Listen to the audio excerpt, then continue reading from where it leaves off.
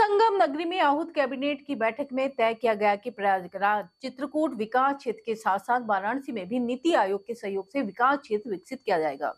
योगी cabinet की बैठक में प्रयागराज सहित कई अन्य अहम प्रस्तावों को मंजूरी मिली, जिसमें प्रयागराज विंध्य क्षेत्र और वाराणसी विंध्य क्षेत्र का गठन, गंगा एक्सप्रेस का विस्तार, मध्य प्रदेश की सीमा रीवा तक, बुंदेलखंड एक्सप्रेस का भी विस्तार रीवा तक करने का निर्णय लिया गया।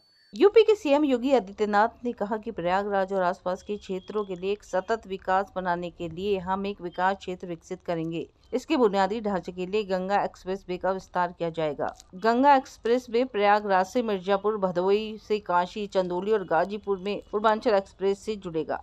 यूपी के सीएम योगी आदित्यनाथ का कहना है कि वाराणसी और चंदौली से गंगा एक्सप्रेस वे सोनभद्र को राष्ट्रीय राजमार्ग से जोड़ेगा। सीएम योगी ने कहा कि हेतापट्टी से सलोरी तक गंगा पुल पर पुल बनेगा। अरेल में भी एक पुल को मंजूरी दी गई है। वाराणसी, प्रयागराज समेत 7 जिलों को धार्मिक क्षेत्र की मंजूरी मिली है। प्रयागराज, वाराणसी और आगरा में मल्टी सुपर स्पेशलिटी अस्पताल और मुरादाबाद में 10,000 करोड़ का निवेश का प्रस्ताव पास हुआ है। यूपी के सीएम योगी आदित्यनाथ ने कहा, प्रयागराज, वाराणसी और आगरा नगर निगम है, इन तीनों के लिए बॉन्ड जारी किए जाएंगे। प्रयागराज नगर निगम प्रयागराज सुपर स्पेशलिटी अस्पताल के लिए बॉन्ड जारी करेगा।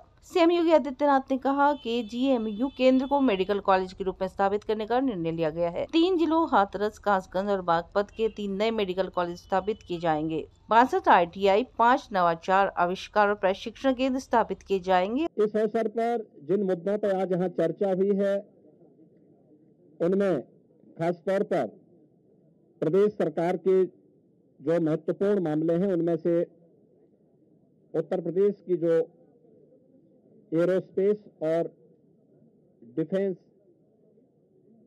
एंड एम्प्लॉयमेंट से संबंधित जो पॉलिसी है, उस पॉलिसी 2024 ये 2018 में हमने बनाई थी, उसी पॉलिसी के 5 साल पूरे हो चुके हैं। अब उसको नए सिरे से बनाने की व्यवस्था की गई है। इस पॉलिसी को यहाँ पर अब हम लोगों ने बड़े निवेश को आमंत्रित करने के लिए उसमें नए इंसेंटिव की घोषणा की है। आज इस पे चर्चा हुई है। FDI के अंतर्गत और फॉर्च्यून 500 में जो निवेश प्रदेश में हुआ है, उस निवेश के अंतर्गत इंसेंटिव वितरण करने की व्यवस्था और उसको उतनी प्रतिपूर्ति शासन यूपी सीडा को कर रहा है और यूपी सीडा उसके माध्यम से करेगा। कुछ नए निवेश के प्रस्ताव यहाँ पर आए हैं, जिन्हें लेटर ऑफ इंटेंट यहाँ पे आज जारी हो रहे हैं। इनमें एक मिर्जापुर का है, 10,000 करोड़ रुपए से अधिक का निवेश का है, एक मुरादाबाद का है और अन्य 2 प्रस्ताव जिन पर आज यहाँ पर लेटर ऑफ इंटेंट के बारे में चर्चा हुई है। युवाओं को स्मार्टफोन और टैबलेट उपलब्ध कराने की भी स्कीम को यहाँ पे व्यवस्था दी गई है और यह युद्ध स्तर पर अगले कुछ समय के लिए सरकार ने इसके लिए धनराशि की व्यवस्था की। इसको हम उस कार्यक्रम की भी चर्चा हुई है। सूबे के मुख्यमंत्री योगी आदित्यनाथ ने अपनी पूरी कैबिनेट के साथ न केवल यहां पहुंचकर कैबिनेट की बैठक की, बल्कि त्रिवेणी में भी आस्था की डुबकी लगाई। इसके बाद उन्होंने मंत्रोच्चार के बीच संगम तट पर पूजा अर्चना की। और वहीं यूपी सरकार बुधवार को संगम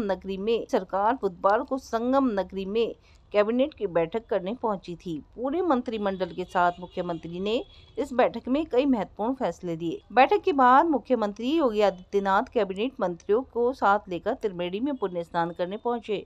उन्होंने सभी के साथ यहाँ आस्था की डुबकी लगाई। स्नान के दौरान सभी ने सूर्य को अर्घ्य दिया और इसके बाद एक दूसरे के साथ जल क्रीड़ा की। स्नान करने के बाद मुख्यमंत्री ने मंत्रिमंडल के साथ संगम के पावन तट पर विद्वान ब्राह्मणों के मंत्रोच्चार के बीच पूजा अर्चना करने बैठे। पूर्ण आस्था के साथ पूजा अर्चना की गई। इस दौरान हजारों की संख्या में आम श्रद्धालु भी संगम तट पर मौजूद रहे। उत्तर प्रदेश के पुलिस महानिदेशक DGP ने बुधवार को गंगा, यमुना और सरस्वती के संगम में डुबकी लगाई। इसके बाद उन्होंने भगवान भास्कर को अर्घ्य देने के साथ ही मां गंगा की पूजा आराधना की। दर्शन करने के बाद उन्होंने पुलिस अधिकारियों के साथ भ्रमण कर मेले में सुरक्षा का जायजा लिया। उनका ज्यादा जोर जल पुलिस और डूबने से बचाने वालों और महाकुंभ में आग से बचाव और उसके प्रति जागरूकता पर रहा।